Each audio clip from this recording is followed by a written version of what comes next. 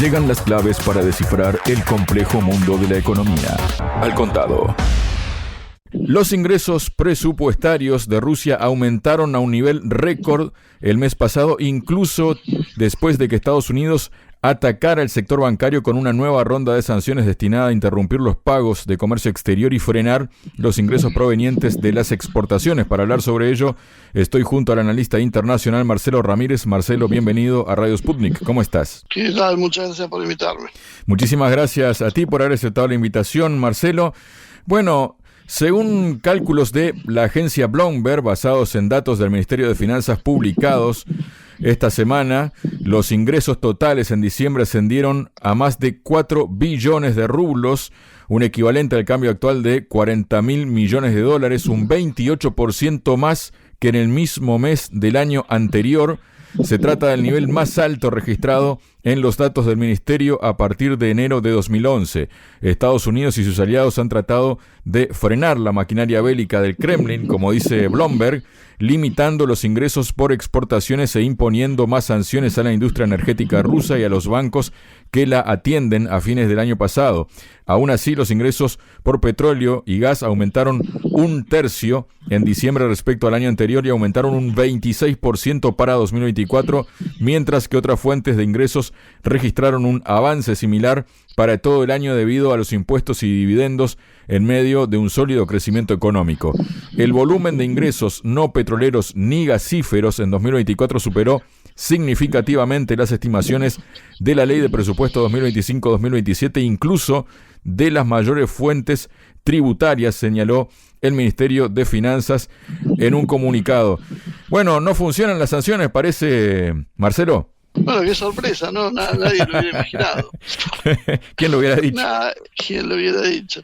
No, es que realmente es una cosa que no tenía sentido desde el inicio. O sea, la única explicación de eso era una decisión política en Estados Unidos de dañar a Rusia a través de dañar a Europa. Porque en realidad lo que vos estabas haciendo era hundiendo el mercado europeo y rompiéndolo, separándolo de Rusia. Y eso debería perjudicar negocios rusos. Bueno, finalmente lo que terminó pasando es, sí, realmente dañó muchísimo la estructura europea, hasta tal punto que hoy se están planteando, creo que el 31 de enero vence el paquete de sanciones, que son por un periodo determinado, y las tienen que renovar los europeos. Claro, y Orbán está diciendo, van 15 rondas de sanciones, ¿hasta cuándo? O sea, esto evidentemente no funciona y nos perjudica a nosotros. Entonces, esta posición demuestra que estaban mal diagramadas. Hay algunas excusas de decir que, bueno, deberían haber sido más duros con el petróleo y más duros con el gas, y probablemente si hubiesen hecho eso hubiesen sido más duras los resultados para Europa, y de alguna manera Rusia ha logrado diversificar su oferta hacia otros países. Entonces hoy India se transformó en un gran receptor de hidrocarburos, obviamente China, y eso le ha permitido amortiguar con éxito las sanciones. Inclusive ha logrado coordinar con países, por ejemplo, de la OPEP, una política de precios que los beneficiara en conjunto a todos. O sea que en definitiva todo esto funcionó bien. En la desconexión del SWIFT, del sistema de pagos internacionales, sistema bancario de intercambio, simplemente tampoco fue lo que imaginaron. Yo recuerdo cuando se habló de desconectar a Rusia del SWIFT, que se hablaba de una bomba atómica financiera, y la realidad fue un chasquibum, fue un petardo, porque sinceramente tampoco le hizo demasiado. Claro, sí, vos vas viendo cómo eso funciona y te vas dando cuenta que en realidad lo único que hicieron fue favorecer la construcción de estructuras financieras alternativas a las que controla Occidente. Entonces esto terminó fortaleciendo a los enemigos, que eran Rusia y China, que con esto consiguieron acelerar tiempos, y creo que de alguna manera repercutió también en relanzar el BRICS, que ha ido tomando cada vez más brío. En definitiva, bueno, los resultados están a la vista. La economía rusa crece, se produce también un reemplazo de importaciones. Rusia importaba sustitución de importaciones, porque Rusia importaba muchos bienes que podía producir.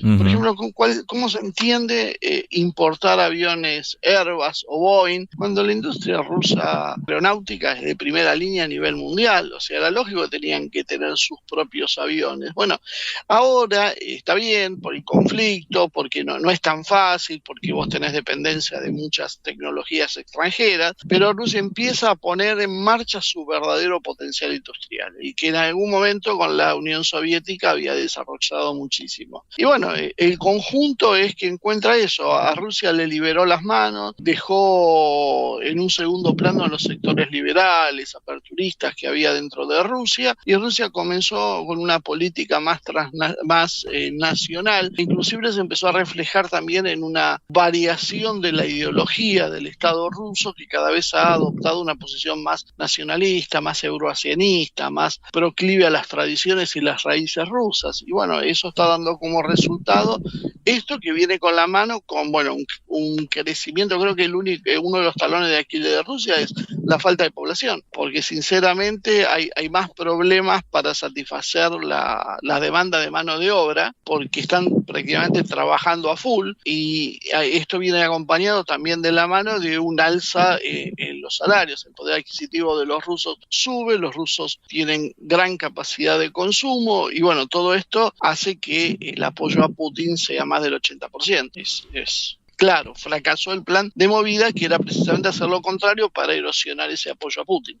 Claro, en este sentido, además, hay otro informe de Bloomberg que dice que los directores generales de las grandes empresas y los participantes del Foro Económico Mundial de Davos están cambiando sus posturas apresuradamente para complacer al presidente de Estados Unidos, Donald Trump. Un antiguo ejecutivo de Goldman Sachs, Lloyd Blankfein, comparó la situación actual entre los empresarios y Trump con el regreso de Napoleón de la isla de Elba. Durante su ausencia, los periódicos franceses le describieron como un monstruo y un ogro, pero a su regreso le llamaron su majestad. Como señala Bloomberg, incluso antes de que el republicano asumiera el cargo, una larga lista de empresas estadounidenses, desde McDonald's hasta Walmart, dieron marcha atrás en iniciativas de diversidad, equidad e inclusión. Además, los 6 mayores bancos de Estados Unidos han abandonado la alianza Red Zero, patrocinada por Naciones Unidas, que se suponía iba a ayudar a reducir las emisiones de carbono. ¿Esto qué representa, Marcelo? Bueno, esto representa, creo que lisa y llanamente, el fin de lo que conocimos en términos generales como el wokismo, las ideas woke, que tuvieron mucho peso en Estados Unidos y en Europa. En Europa todavía conservan ese peso, pero en Estados Unidos no. Y yo creo que inclusive entre la población europea y en Occidente en general había una resistencia popular. La experiencia con presidentes al estilo Bolsonaro, Milei y demás tiene mucho que ver con eso, con el hartazgo de las sociedades con esas políticas. Bueno, finalmente se encontró un límite a eso, y la llegada de Trump, que ya viene decidido a desfinanciar todas estas políticas, y ya no solo desfinanciarlo, sino inclusive a aplicar sanciones directas, por ejemplo, quitar subsidios a los colegios que enseñen determinadas teorías como la racial, la teoría crítica de la raza o las políticas de género en las escuelas, en los colegios, las universidades, bueno, y sacarles los subsidios del Estado. Todo esto demuestra que, bueno, había una agenda generosamente financiada. Las corporaciones, bueno, han sintonizado esto rápidamente. Empresas como Disney hacen autocrítica ahora de la deriva que habían tenido en productos que nunca habían sido comercialmente aptos. Esto también es una cosa interesante. No era que era un negocio de las empresas, era una política que se aplicaba a contramano de la demanda de sus propios clientes. Uno lo que debería preguntarse, y lo que Trump debería dar a conocer, es quién y por qué implementaron esas políticas, cuál era el objetivo. Porque nuestra explicación siempre ha sido, se busca con esto la caída de los nacimientos, una baja de la demografía mundial. Bueno, estaría bueno que se explique claramente para que se entienda por qué las empresas conspiraban contra sus propios intereses. Bueno, definitivamente esto parece haber llegado a una era final, porque, por ejemplo, BlackRock, cuyo CEO se dedicaba a sacar una carta por año a las corporaciones que controlaba para explicarles que tenían que implementar estas políticas y si no lo haría serían sancionados los ejecutivos. Bueno, ahora es exactamente lo contrario. Entonces, ¿qué es lo que pasó? Bueno, eso creo que sería lo más interesante. Lo positivo es, bueno, sale esto del juego y ahora podemos empezar a discutir realmente las políticas de verdad que estaban obturadas por estas ideas, donde en lugar de luchar por la distribución de la riqueza, luchábamos contra el patriarcado y cuestiones así que parecían que estábamos hablando del sexo de los ángeles. Claro, qué curioso todo esto que venís diciendo. He estado escuchándote con atención, Marcelo, porque justamente según esta publicación de la agencia Bloomberg, con el regreso de Trump, muchos empresarios parecen dispuestos a hacer lo que haga falta para proteger y promover sus intereses. Si eso significa abandonar, al menos por ahora, algunas de las ideas celebradas en Davos, que así sea.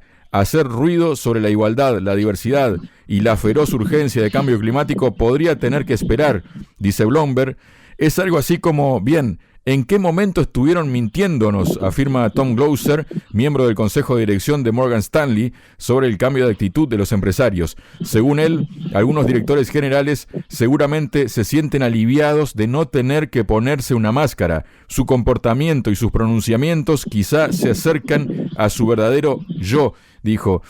Claro, de fondo es más o menos esa cuestión, hasta podría entenderse filosófica, ¿no?, que venías planteando, Marcelo.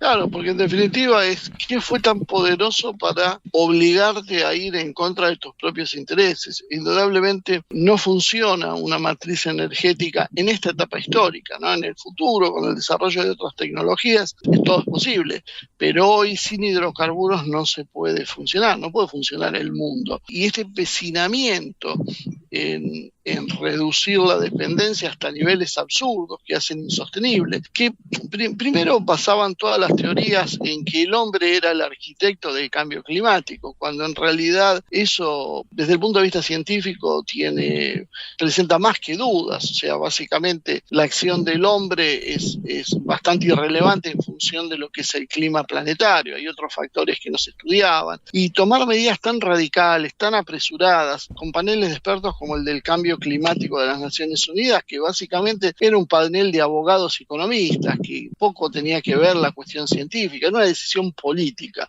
Entonces preguntarse por qué se hacía esa decisión política, que impedía que las economías de Occidente puedan ser competitivas, mantener sus tasas de crecimiento, y que obligaron a un cambio cultural, porque pasamos del que el consumismo vacuo sea el problema de Occidente, que minaba lo espiritual y demás, porque todo el mundo se había transformado en algo materialista, hacia una especie de asceticismo en función de no poder consumir, porque todo dañaba el planeta, todo aumentaba la huella de carbono, y entonces ni siquiera se podía tener vacas. Y ahora, por ejemplo, empiezan a conocerse teorías de que, bueno, precisamente la falta de ganado y el no interferir con la naturaleza generó una enorme cantidad de biomasa en los Estados Unidos, que fue lo que terminó produciendo el incendio ese en California, cosa que si se hubiese seguido con las prácticas habituales, con quemas controladas y demás, exacto, esto no sucedía. La magnitud del problema fue precisamente la radicalidad de quienes decían defender la naturaleza y terminaron en este desastre. O sea,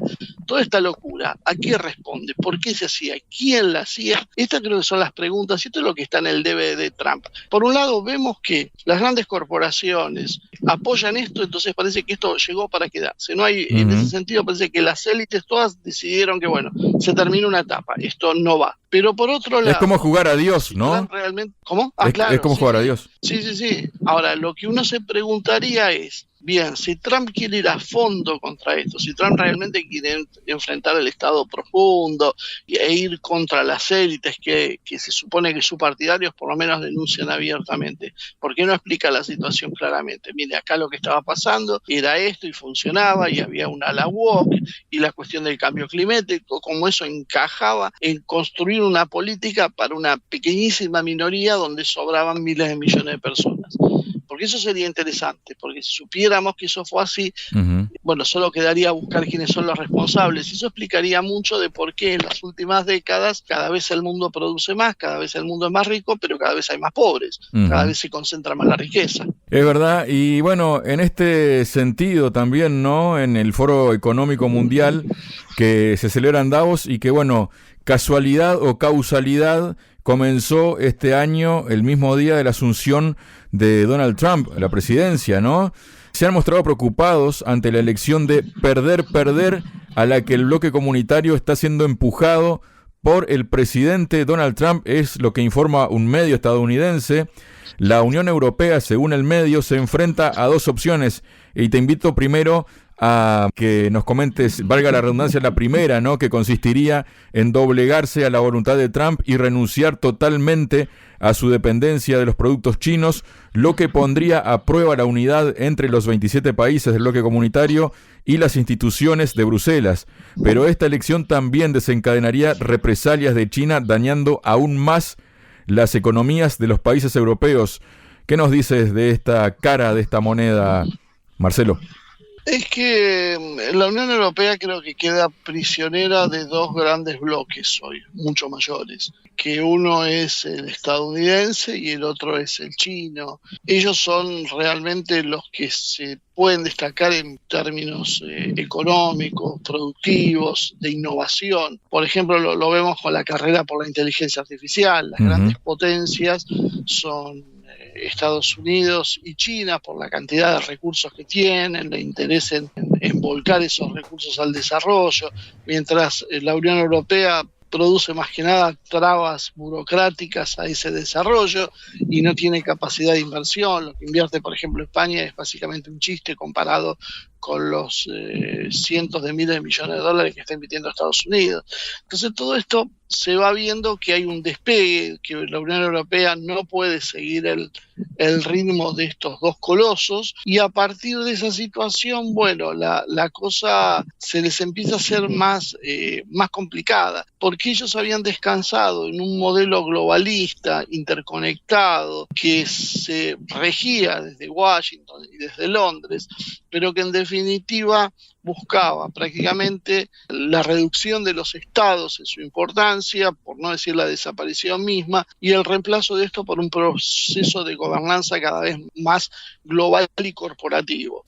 Este proyecto naufraga, Estados Unidos dice, bueno, nos salvamos solos. China sigue con su política que ya estaba definida desde antes, que utilizaba la cuestión del libre cambio como una herramienta de crecimiento, pero China siempre tuvo en claro que su modelo interno funcionaba con otra lógica, con un Estado presente, no un Estado que iba a desaparecer, y Europa queda ahora sin modelo. Europa no tiene ahora una ideología que seguir, porque los sectores con un pensamiento más patriótico, que pensaban más en los intereses de los europeos, fueron tildados de fascistas y se fueron relegados de la política. Quedaron solo distintas variantes del modelo globalista, ya sea más socialdemócrata o más conservador, pero en definitiva quedó un modelo que ahora quedó huérfano, ya no tiene padres. Al desertar de ese modelo Estados Unidos, Europa queda descolocada en su posición, queda sin horizonte y con una política suicida, dado que encima está embarcada en una guerra con Rusia que le quita el acceso a la energía, que es el motor de su industrialización.